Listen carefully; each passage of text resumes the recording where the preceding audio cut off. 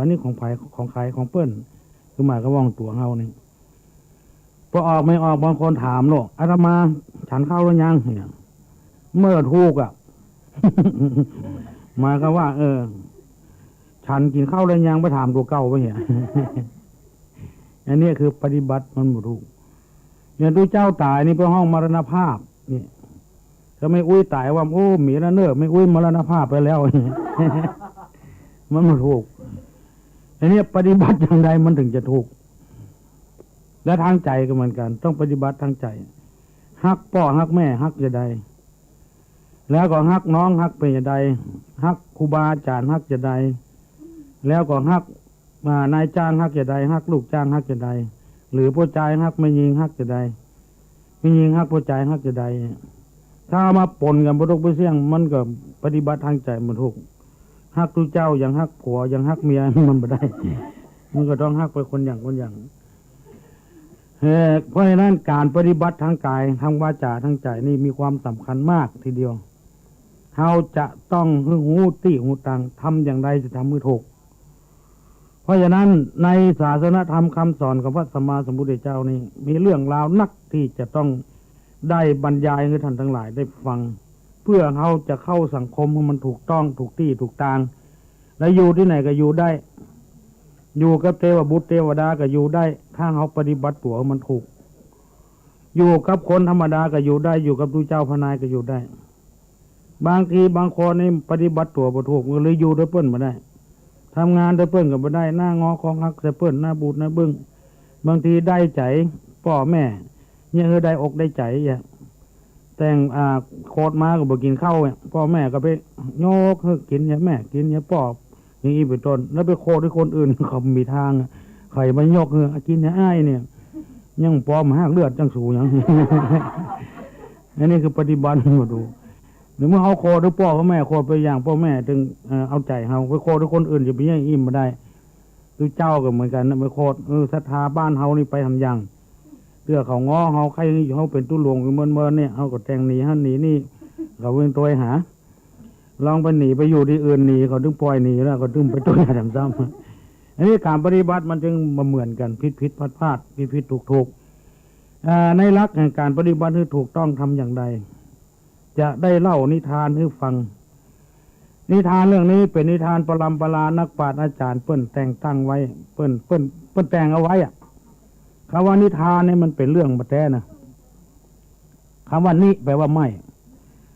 อันเนี้ยนี่คุณนี่ละมนคือคนไม่คุณไม่มีมนทิน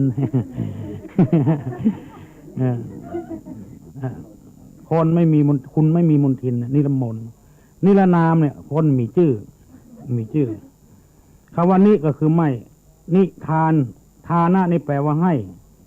แปลว่าฮื้อเนี่ยการให้ทานเข้าของทรัพย์สมบัติฮื้อทานแก่คนทุกข์คนจนฮื้อทานแก่พระเจ้าพระสงฆ์นี่ก็แปลว่าให้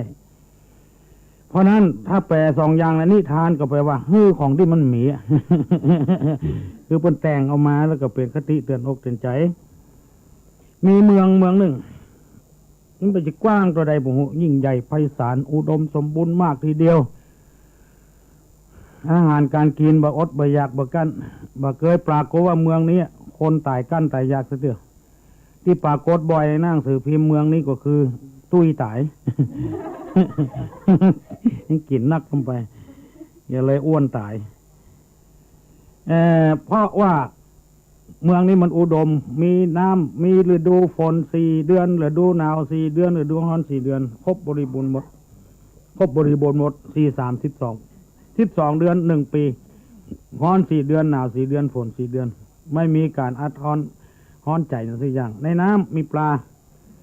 ในนามีข้าวในดินมีแมงมัน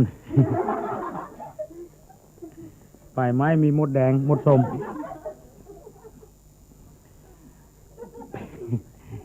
แล้วเป็นโชคของชาวบ้านเจ้าเมืองนี้คือเมืองนี้มีพระเจ้าเมืองปกครองผู้ว่าเจ้าเมือง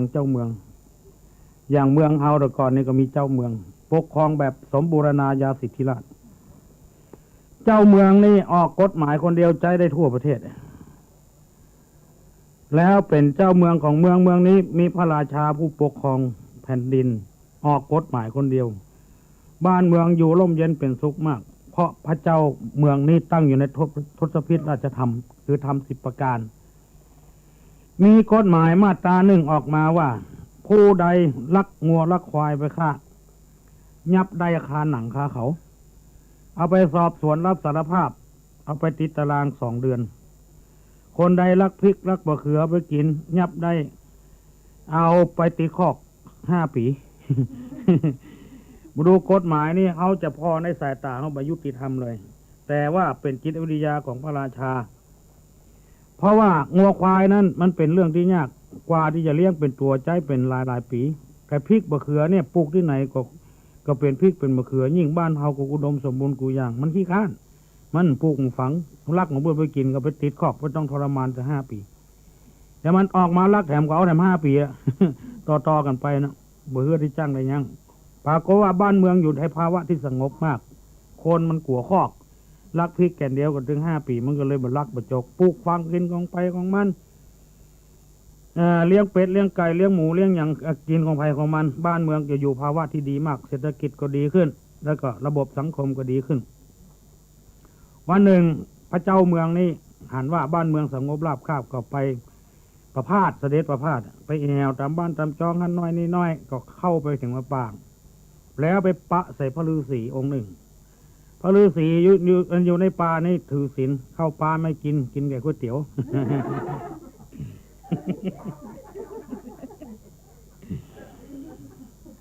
กินหัวมันลูกไม้แทนเข้ากิริยาวาจาอย่างดีทุกอย่างหันพระราชามาถวายพระพรสมเด็จบพิตรมหาราชสมภารเจ้ามีพระราชประสงค์อะไรเข้ามาถึงในถิ่นในฐานที่นี่โอ้พระราชาว่าพระฤาษีองค์นี้มีกิริยาเรียบร้อยก็น่าเคารพนับถือไหว้สักการะบูชาไอ้อย่างก็ดีพระฤาษีแสดงธรรมให้พระฤาษีฟังว่าการปกครองต้องมีจิตวิทยาเอาใจเพื่อนมาใส่ใจตัวทุกคนเพิ่งปาอาศัยเรา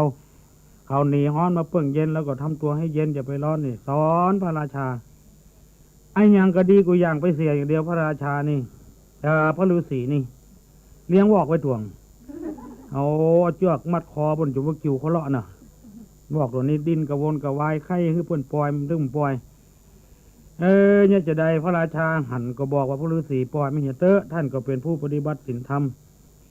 พระฤาษีบอกว่าขอถวายพระพรสมเด็จบพิตรมหาราชสมภารเจ้าเลี้ยงนี่มันเป็นสัตว์ที่อกุศลต้องมัดมันไว้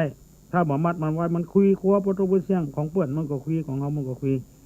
พระราชาก็ใช้กฎบังคับถ้าพระราชาจะให้อาตมาปล่อยวอกอาตมาก็จะปล่อยแต่ว่าพระราชาต้องไปแก้กฎหมาย2 ข้อนั้นหางลักพริกแก่นเดียวบดาตีข้อถึง5 ปีบ้านไหนเมืองไหนไม่จะทำกันไม่ถูกต้องพระราชาบอกว่าพระคุณเจ้าบ้านเมืองสงบราบคาบก็เพราะกฎหมาย2 มาตรา2 ข้อนี่นะอย่างไรก็ตามเถอะเจ้าบ้านเจ้าเมืองผมพอใจถ้าแก้ได้อาตมาก็จะปล่อยวอกได้เถียงกันไปเถียงกันมาพระราชาก็เลยตกลงเมื่อพระราชาตกลงอาตมาก็โอเค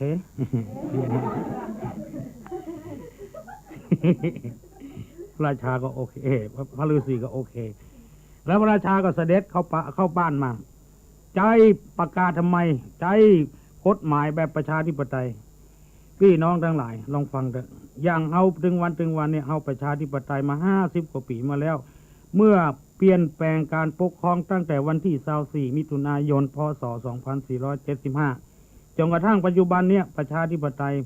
มันยังบ่สมบูรณ์แบบเตื้อเพราะว่าคนเฮาบ่จ้างใจประชาธิปไตยอยู่ตามบ้านตามจองนี่มันมีง่ายๆว่าบ่มีมารยาทบ่มีศีลธรรมอย่างเลยอยู่2 คนผัวเมียเนี่ยเปิดวิทยุอย่างห้องหนังลองคืดพอลงไม่ฟังอย่างใบฟังอย่างบอดลำเหลืองแจ้งไปแจ้งเอาละเปิดละบึดอย่างบึดเปิ้นเนี่ยมาลูกกันที่ไหนเดี๋ยวมันเอาหันบึ้งบังอันนี้มันประชาธิปไตยลำไปเขาจะว่าให้มันก็ว่ามันได้เพราะมันเปิดวิทยุในบ้านมันปูนแล้วของมันปูนใจไฟมันปูนอย่างนี้อันนี้มันเป็นประชาธิปไตยที่มันเกินขอบเขตลำไปบ่ม่วนโนถึงวันนี่รถมีต่อไอเสียเพื่อดึงขายค่อยบ้านค่อยเมืองมาเอาใส่ทอดต่อไอเสียออกอย่างขี่ขึ้นล่องเตื้อเขาพอสะดุ้งสะเด็น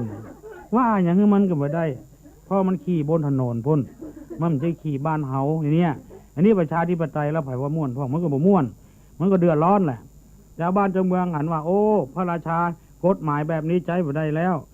เพราะมันคนเฮานี่มันแบบฟังบ้านฟังเมืองอะไรอย่างมันเอาใจตัวเองว่ามันมีศีลมีธรรมขอเงื่อเปลี่ยนแปลงปกครองแบบเก่าเถอะ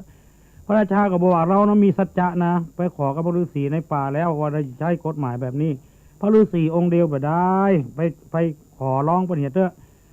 เนี่ยถ้าในที่สุดมากับเพราะความอินดูสงสารชาวบ้านชาวเมืองที่ยังดีๆอย่างหมู่เฮาเนี่ยอย่างพอออกไม่ออกมานั่งฟังเนี่ยดีกูคนเนี่ยมันก็เดือดร้อนหรอกคนดีอย่าเป็นโรคประสาทไปเห็นแล้วนี่จะได้ก็เลยไปทำไมเข้าไปป่าไปเสาะหาพระฤาษีที่ไหนก็ไปเจอพระฤาษีก็เดือดร้อนอย่างเดียวกันก็ไฟไหม้กุฏิเหี่ยพระทุกเสียงมามีเหลือก็เจ้าละท่านพระฤาษีหายไปไหนโมโหเสาะไปเสาะมาไปปะใส่โพรงไม้หนวดเนิดงอประตกประเสียงหน้าเจ้าหน้าเขาโอ้พระฤาษีบอกบุญบังคับแล้วพระราชาก็เข้าไปกราบโอ้พระฤาษีทำไมกุฏิไฟไหม้หมดและทำไมท่านต้องมาอยู่โพรงไม้เพราะอะไรพระฤาษีเพิ่งก็เทศนาหรอกทุกเพื่อนแคว้นเต้เนี่ยขอถวายพระพรสมเด็จบ่อพิตรมหาราชสมภารเจ้าเหตุการณ์ที่อาตมาอยู่โพรงไม้นี่ก็ดีเหตุการณ์ที่ไฟไหม้กุฏิอาตมาก็ดีก็เป็นเพราะพระราชานะเป็นต้นเหตุมาหาอาตมาไม่มาดีๆมาบอกให้อาตมาปล่อยลิง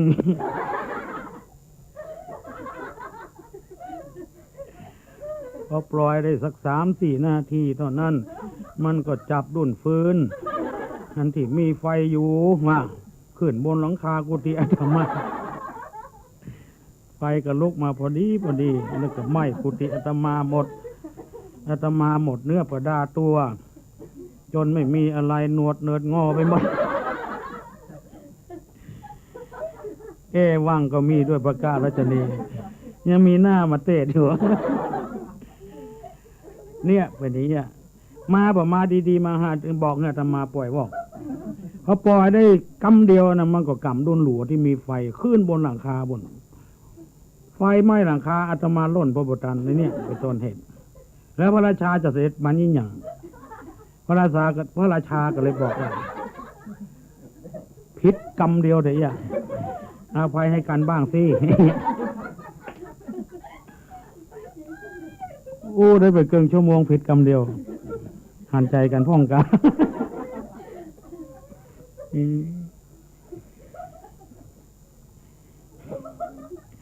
พระราชาเสด็จมาทำไมพระราชาก็เลยฟังเรื่องราวต่างๆเนี่ยที่สุดก็พระราชากับพระฤาษีก็ปรึกษาหารือกันว่าเขาจะใช้กฎอย่างเก่าพระฤาษีก็จะมัดลิงไว้และพระราชาก็จะใช้กฎหมายอย่างเก่าอย่างเดิมแล้วก็เสด็จนิวัตรกระทรวงนครประกาศนะใช้กฎหมายอย่างเก่าอย่างเดิมพระราชาใช้การปกครองแบบนี้ดีขึ้นมาแล้วก็ประสบผลสำเร็จเพราะว่าการประชาธิปไตยคนในมันบางทีมันก็เกินขอบเขตอย่างเอางูบ้านเมืองมันวุ่นวายเนี่ยจนบริหารงานอย่างบ่เป็นบึดหมอหนึ่งจะประท้วงบึดหมอหนึ่งจะอภิปรายสะปะสะพื้นงานที่เขาจะต้องทำต่อไปบ่มีอย่างแล้วไม่ได้ทำอยู่เลยไอ้นี่คือประชาธิปไตยมันขอบเขตบึดอันหนึ่งนั่นเองมันมาบรรลุตั้งทำเรื่องบึดหมอหนึ่งจ่อง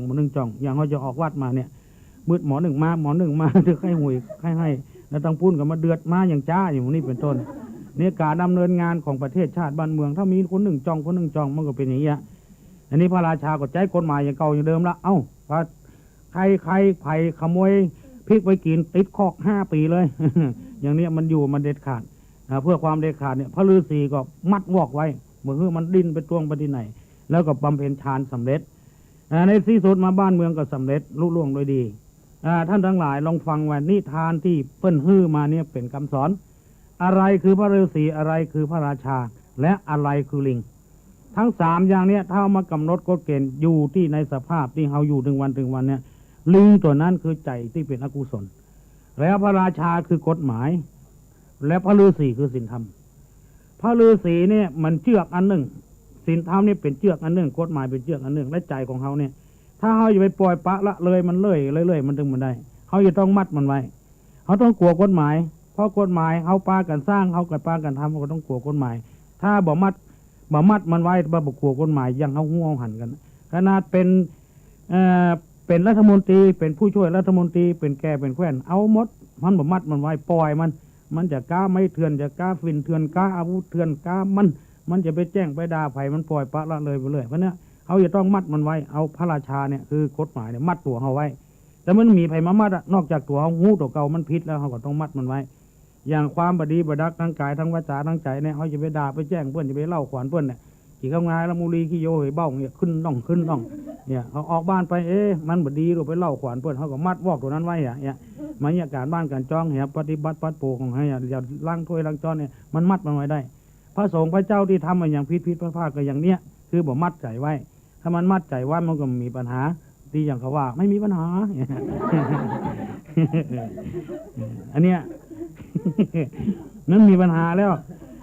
เพราะนั้นดวงจิตดวงใจกายวาจาใจที่เขาว่าเนี่ยเขาจะต้องมันมี3อย่างเนี่ยมี3อย่างที่มันจะประพฤติชั่วกายก็ประพฤติที่บดีวาจาก็ประพฤติที่บดีและใจประพฤติที่บดีจะทำยังไง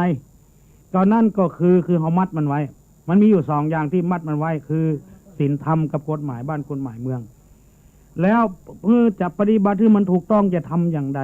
ในศาสนธรรมพระพุทธเจ้าของเราเปิ้นตรัสไว้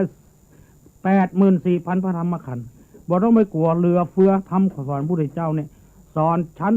ชนชั้นปกครองก็ได้จะชนชั้นอย่างก็ได้เป็นข้าราชการบ้านเมืองเป็นพระสงฆ์พระเจ้าเป็นผู้เจ้าพระนายพระจามันยิงสอนได้หมดแต่ถ้าเราเข้ามันถูกต้องถูกที่ถูกทางนะมันก็สามารถทำได้วิธีที่จะ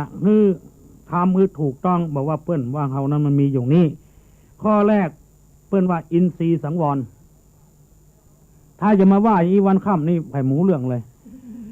ตุลุงยังหมูเรื่องเลย เพราะมันเป็นภาษาบาลีฟังเข้าก็ให้น้ำตาย้อยเพราะมันหมูเรื่อง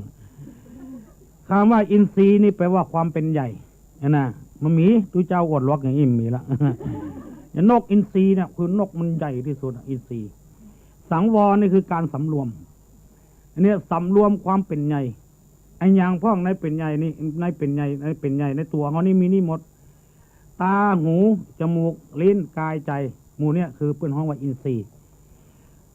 ทำไมถึงว่าความเป็นใหญ่อย่างตาเนี่ยมันมีความเป็นใหญ่ในหันไผ่งามไผ่บางามไผ่ไม่ขี้ตา ไผ่ขี้ตาอูดขี้ตา มีทั้งเก้ากับทั้งปลายกันทั้งเก้าตากับปลายตากันหันหมดเอาเจ้าหูไปฟังกับหมูเรื่องหรอว่าขี้ตามีที่ไหน จริงๆนะเนี่ยไผ่งามบางงามเอาหูไปฟังเอาลิ้นไปแตะต้องอันนี้มึงงามหมูเรื่องนี่เพราะนั้นเป็นถึงว่านี่คือความเป็นใหญ่ความเป็นใหญ่ในการพออย่างไม้ตัวเนี้ยมันมีความเป็นใหญ่ในดูดเสียงกระจายสายนี่มีความเป็นใหญ่ในการต่อเนี่ยถ้าเอากระสายบ่มีไม้มันก็มาดังถ้ามีก็ไม้มีสายมันก็มาดังเนี่ยมันมีความเป็นใหญ่ของไฟของมันถ้ามีกระสายกับไม้นี่บ่มีแอมมีอย่างแต่มันก็มาดังเนี่ยแต่ละอย่างมันเป็นใหญ่ของไฟของมันพัดลมมันก็มีความเป็นใหญ่ในกระมุนมอเตอร์หมุนบ่ได้บ่มีใบพัดมันก็บ่เย็นอย่างมันเนี่ยเรียกว่าความเป็นใหญ่เคี้ยวเนี่ยมีบดอาหารถ้ามีเคี้ยวก็อาหารกินเข้าไปมันก็บดบ่ย่อยเนี่ยมันมีความเป็นใหญ่อย่างนี้เพิ่นถึงว่าของอินทรีย์ตามีเป็นใหญ่ในการพองไผ่งามบางงามอย่างที่ไหนหันหูเลยหูสึกเลยเนี่ยมันจะดำก็จะขาวก็จะตุ้ยก็จะพร้อมก็อย่างนี้ไอ้เนี่ยมีความเป็นใหญ่2หูมีความเป็นใหญ่ในการฟังเสียงม่วนก็บ่ม่วนก็จะเอาตาไปพอหมาหูเรื่องเลยเอาลิ้นไปแตะต้องว่าเสียงม่วนกับบ่หูเรื่องเลยจะเผ็ดจะเค็มจะหยังเอาตาไปพอกับบ่หูว่ามันเผ็ดแต่รสมันเป็นอย่างไรเขาก็บ่หูต้องอาศัยลิ้นไปแตะมันเค็มกับเผ็ดกับหวานกับขมอื่นกับอย่างเมื่อเฮิมอย่างเขาว่าเนี่ยเสลียมสะเกียมอยู่ที่ลิ้นหมดหูดังก็มีหน้าที่การดมมันจะหอมบ่หอมมันเอาลิ้นไปแตะกับหมูเรื่องอันนี้เอาตาไปพอกับหมูเรื่องมันหอมเพราะนั้นต้องเปิดดมหอมจนผมอยากจะหอม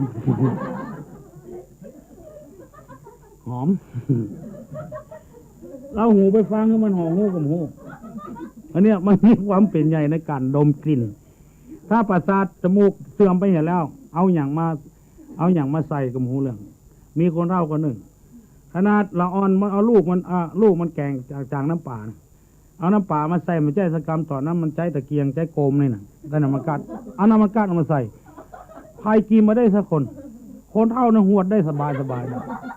กินได้สบายกินหน้าซื่อเลยก็เพราะอย่างเพราะประสาทหูดังมันมีแล้วนี่ไปมาแกงหม้อนั้นคนเท่าหมูเมาหมดเลย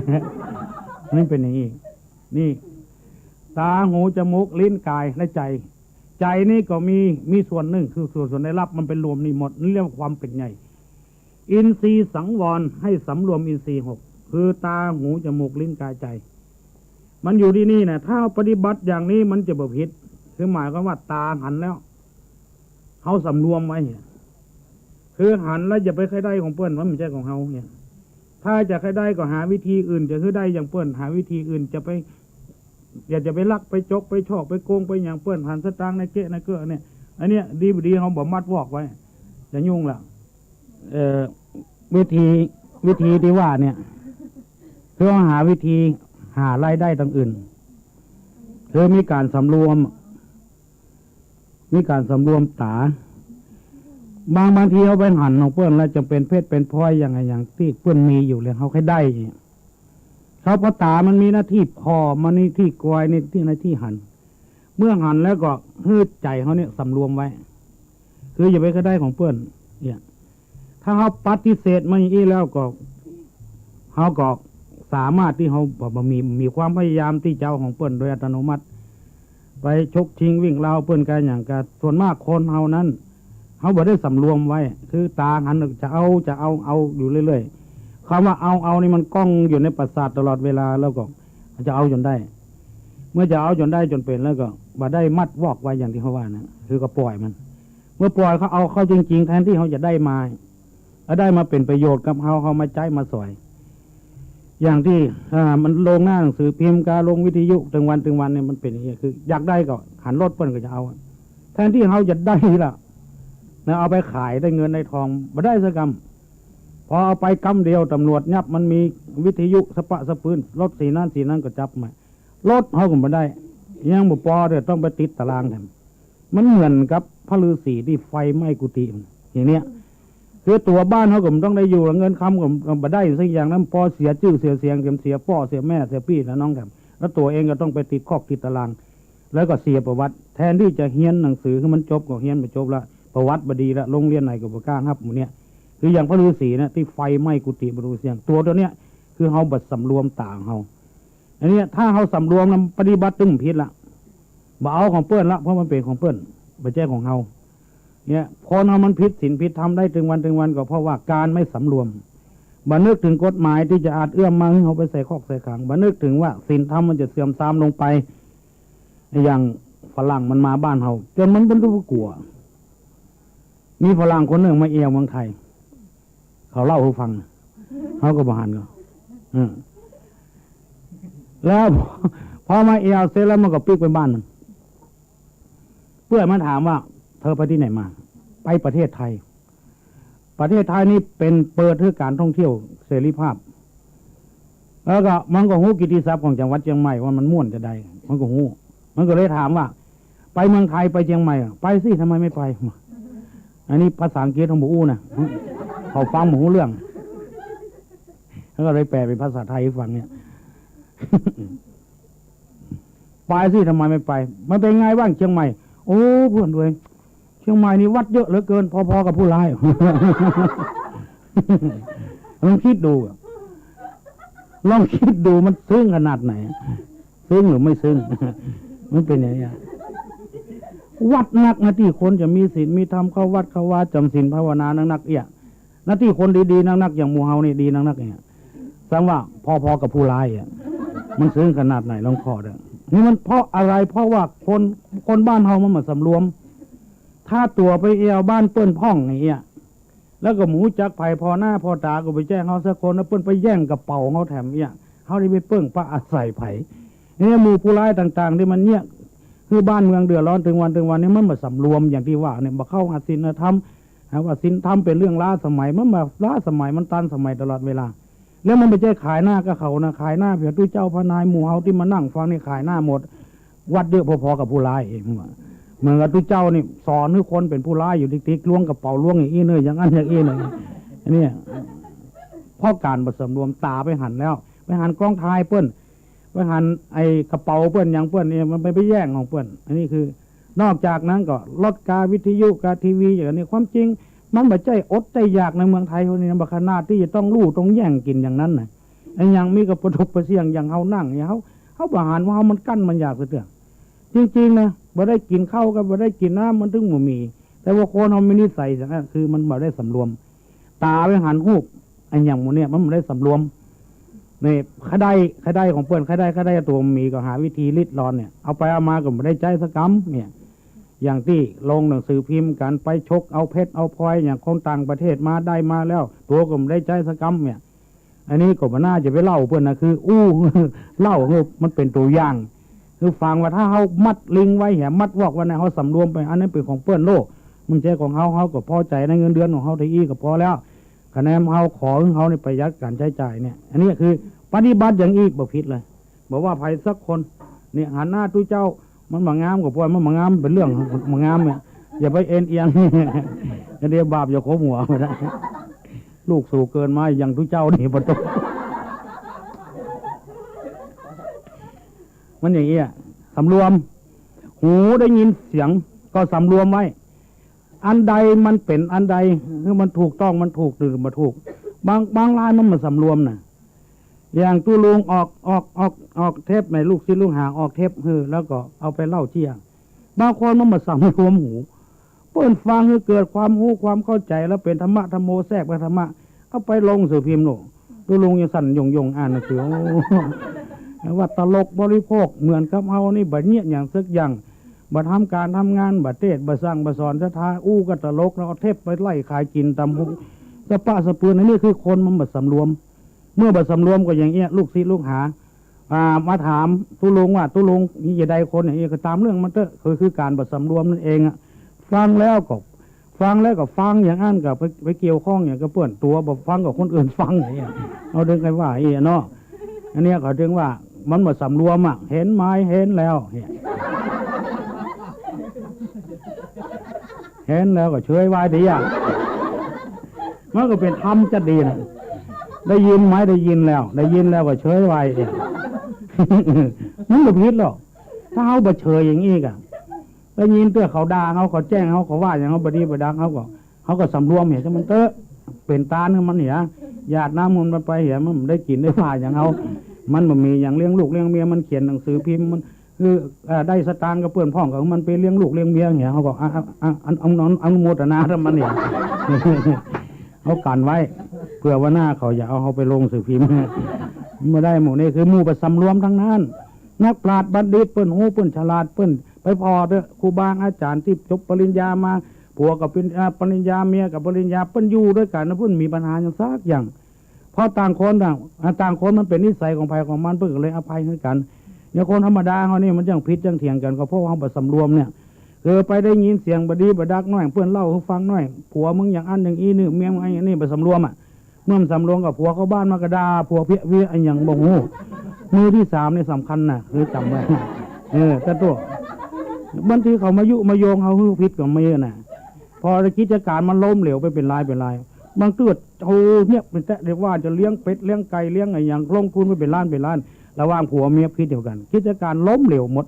เนี่ยสายไฟสองเส้นมันเดินด้วยกันนะถ้าเส้นใดเส้นหนึ่งมันขาดไปมันบ่เกิดไฟขึ้นมันบ่เกิดพัดลมบ่เกิดแสงเนี่ยผัวเมียเดินด้วยกันก็ต้องเดินด้วยกันเนี่ยถ้ามันจ่ายไฟด้วยกันมันก็จะคือความเย็นก็ได้จะคือความร้อนก็ได้อย่างเนี้ยจะต้มน้ำก็ได้จะให้เปิดพัดลมก็ได้จะเป็นตู้เย็นได้สารพัดอย่างระหว่างผัวเมียถ้ามันเดินด้วยกันเนี่ยถ้าไปฟังมือที่สามนะมันก็เป็นอย่างนั้นมือที่สามนะระหว่างสวิตช์กาอันเนี้ยตัวเนี้ยเป็นสวิตช์เนี่ยกับมือที่สามถ้าสวิตช์เสียแล้วก็จ่ายไฟหมออกละสวิตช์ดีหลอดบดีมือที่สามเนี่ย มือที่สามเนี่ยมันจะมายุโยงปลุกปั่นครับเพราะนั้นเขาได้ยินนะก็สำรวมไม่เหี้ยแฟนไปอย่างอันอย่างอีเนี่ยเอาหมอนั้นซ้อนรถซ้อนล้างเขาสำรวมไม่เหี้ยเขาดึงไว้ใจแล้วเพราะต่างคนต่างไว้ใจกันแล้วเมื่อมันเปลี่ยนไปได้แล้วไอ้อย่างจะไปบังคับมันอันเนี้ยมันเปลี่ยนไปได้แล้วอะไรมันไม่เกิดขึ้นก็เกิดขึ้นอะไรมันจะเกิดก็เกิดอะไรมันจะดับก็ดับก็เป็นเรื่องของความเกิดความดับอย่างนี้เป็นต้นเราจะไปติดผันกับมันถ้าไปฟังแล้วเข้าใจกับวนกับวายเนี้ยอย่างมันก็เนี้ยแล้วโลก ตื้อพอจะพัดจะแกงแล้วเขามาเล่าให้ฟังบอกพัดบ่แกงไงโจ้งขึ้นมาไอ้พระโตไปเลยนี่มือที่ 3 เสียงนี่มันเสียงดังนิดหน่อย เป็นธรรมชาติมันเป็นอย่างนั้นพลิกออกมาได้ก็เอาไว้ที่เก่าได้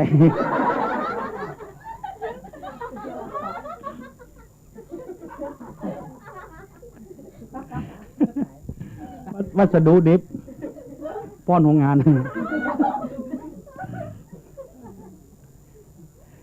อะไรเพราะไอ้นั้นต้องสำรวมไว้นะญาติโยมทั้งหลายฟังแล้วก็สำรวมไว้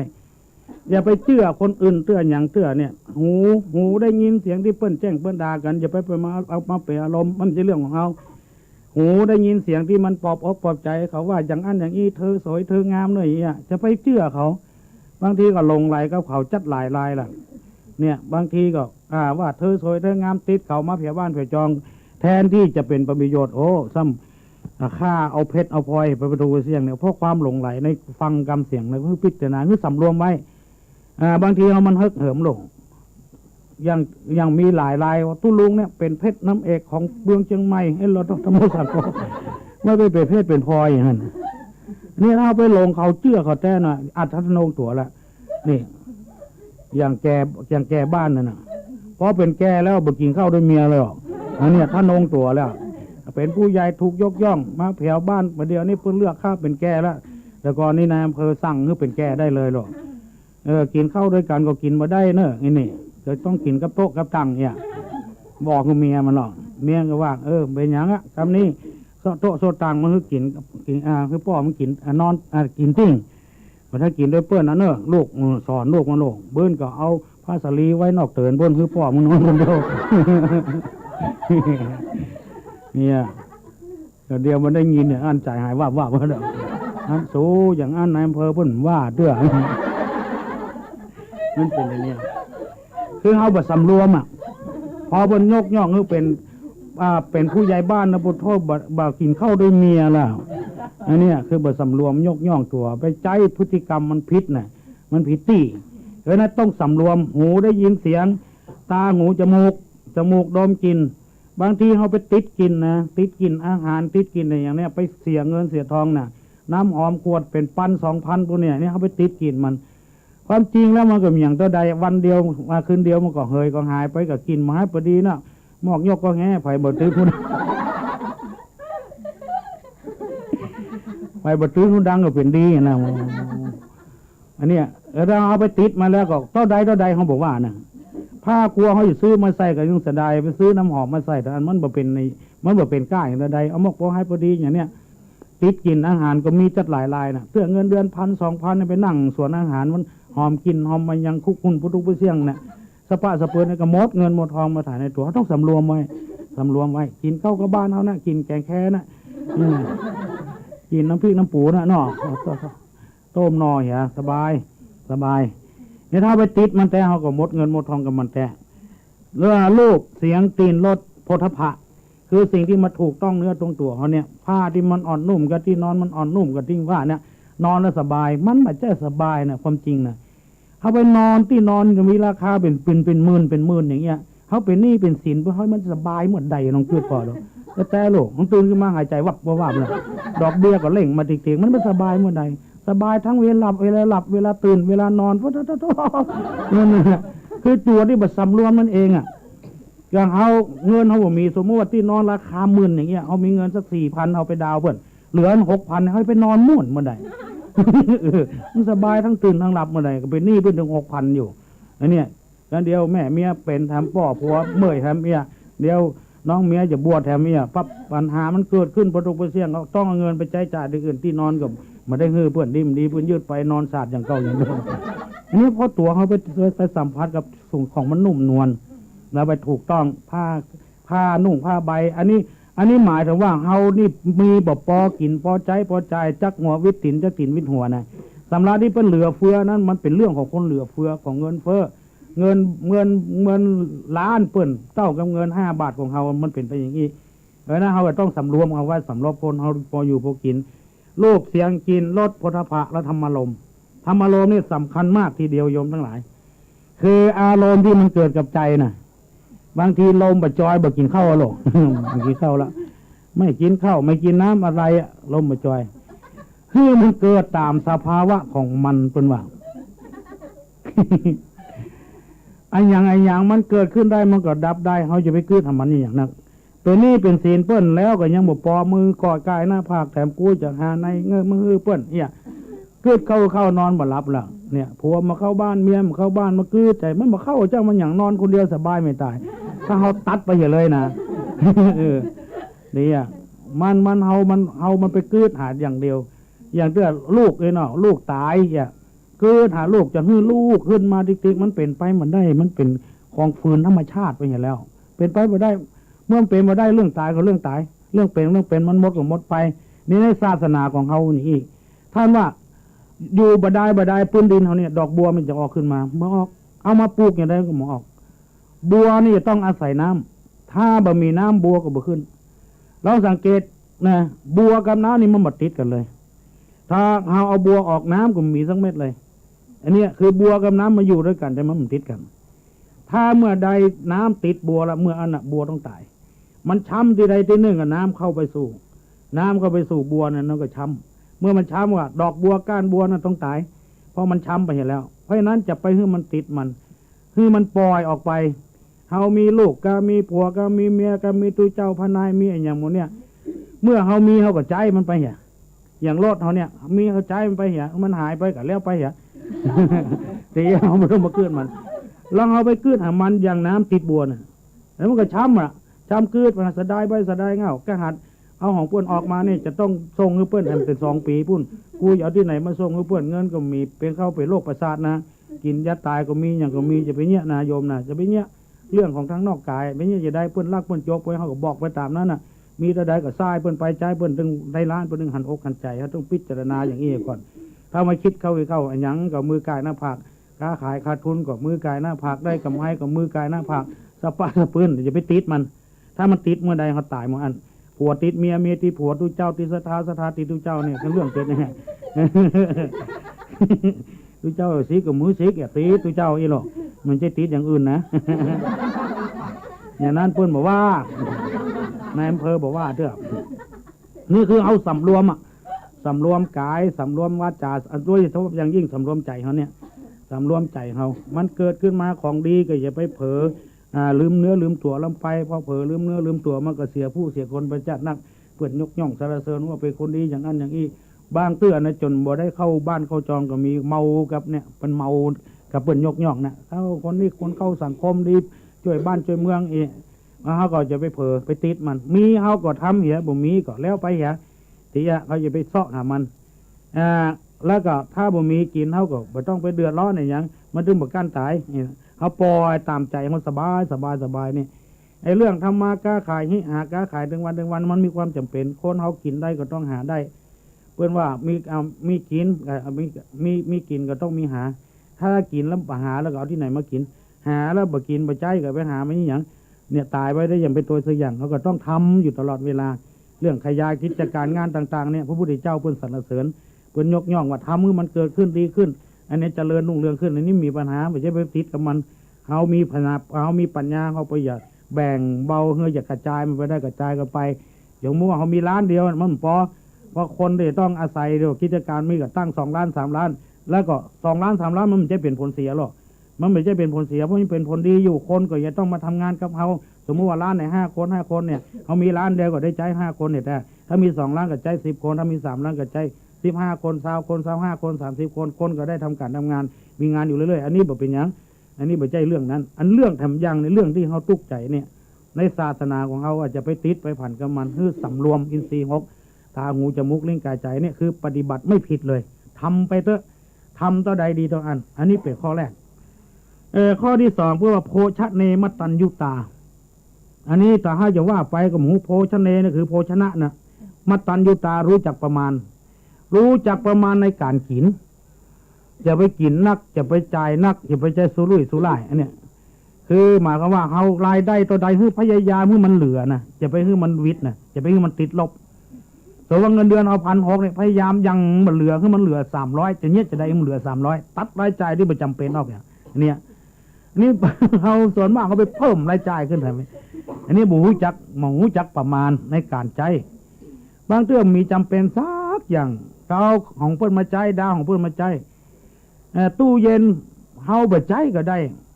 อันนี้ของเปิดพอตู้เย็นมีน้ำขวดเดียวไฟก็เสียจักเดียวอันนี้หมูจักประมาณจริงๆนะเขาไปหันแล้ว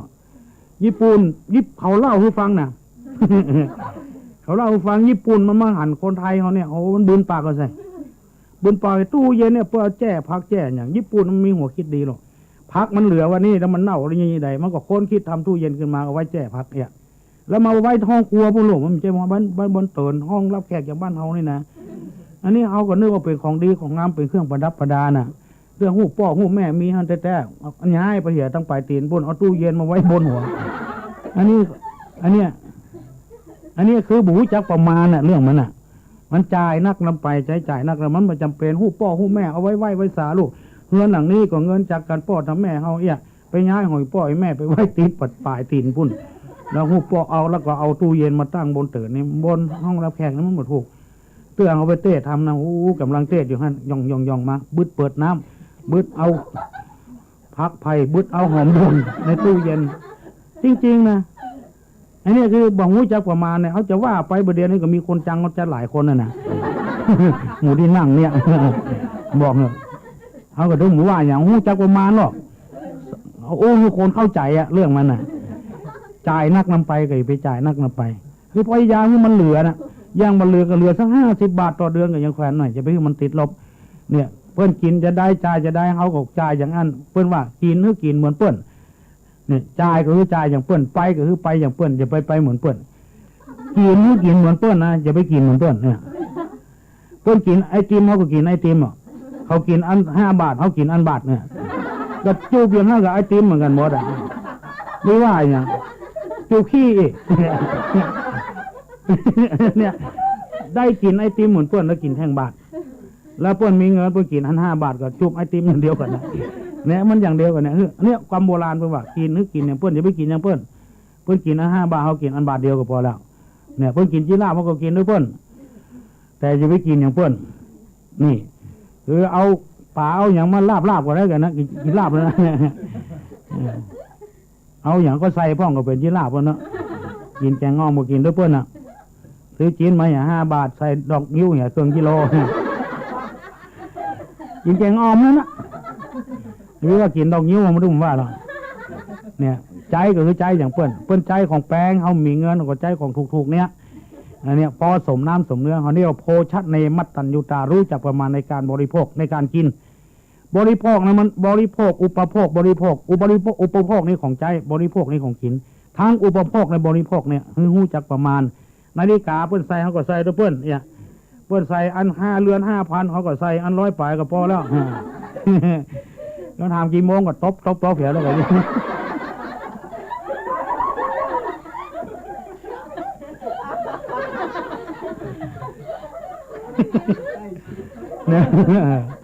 นี่สำนักนี่ก็มีนาฬิกามันตายมันเดินตบมันเดินเห็นไหม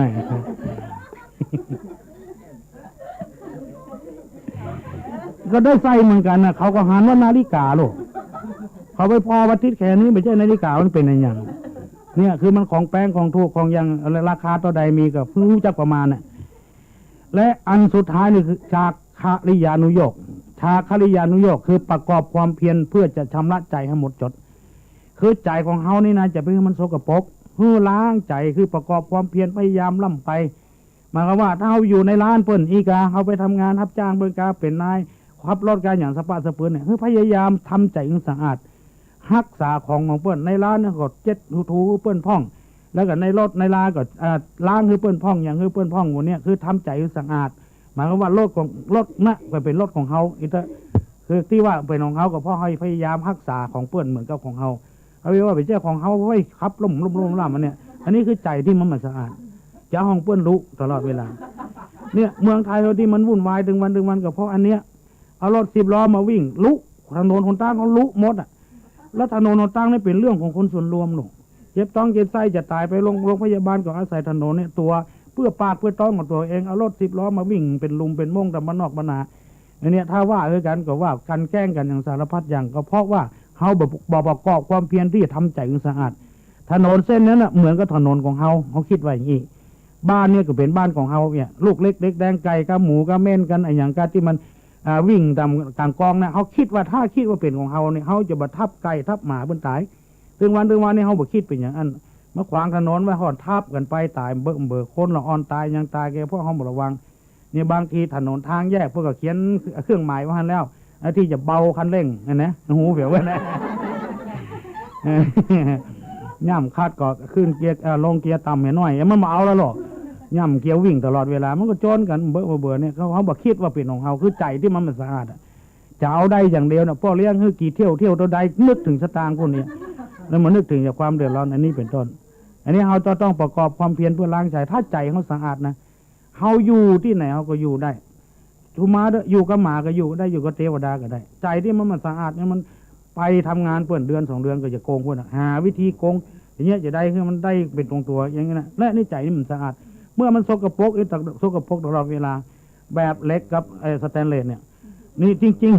ๆ สแตนเลสมันมีซี่สนิมเพราะว่ามันสะอาดแล้วอย่างแล้วเนี่ยเคลือบด้วยอย่างบรูเสียงน่ะเล็กนี่มันต้องออกสนิมตลอดเวลาเพราะมันสิ่งสกปรกมันมีดังนี้เป็นต้นเพราะฉะนั้นญาติโยมทั้งหลายถ้าอยากจะปฏิบัติที่บ่ผิดนั้นมีอยู่3อย่าง1สำรวมตาหูจมูกลิ้นกายใจอันต่างที่บดีพยายามปัดเป่าเอาเชือกมัดไว้อย่าคือตัวลิงที่อาตมาว่า2คือหูจักประมาณในการกินการใจกันจ่ายถ้าทำอย่างนี้มันถึงผิดเป็นเจ้าเป็นนายเป็นลูกจ้างก็ผิดเป็นด้วยเจ้าก็ผิดอยู่หูจักประมาณ3ชาคริยานุโยคประกอบความเพียรเพื่อจะชำระจิตใจให้สะอาดให้ผ่องใสให้ผ่องแผ้วคือมันดีมันงามจะไปทำใจสกปรกเมื่อใจสะอาดเหมือนเพชรเหมือนพลอยที่สะอาดอยู่ในเปลือกในดินเขาก็เอาน้ำไปฉีดเป็นเพชรเป็นพลอยขึ้นมามีราคาอยู่เพราะนั้นปาฐกถาธรรมที่เล่าให้ท่านทั้งหลายมาวันนี้อันใดที่มันกินอกกินใจน้อยมันสบายใจน้อยอาตมาก็ขอเอาคืนมาเหี่ยและอันใดที่มันถูกต้องมันดีมันงามก็ขอฝากฝั่งนั้นคือท่านทั้งหลายได้พิจารณาท่านที่เป็นเจ้าภาพวันนี้ที่ได้ฟังปาฐกถานี้ก็ขอให้เจริญรุ่งเรืองขอให้ภาพจงเจ้าภาพจงเจริญ คิดเงินให้ได้เงินคิดได้ทองให้ได้ทองที่คายุโกอายุวันโนสุขังพลัง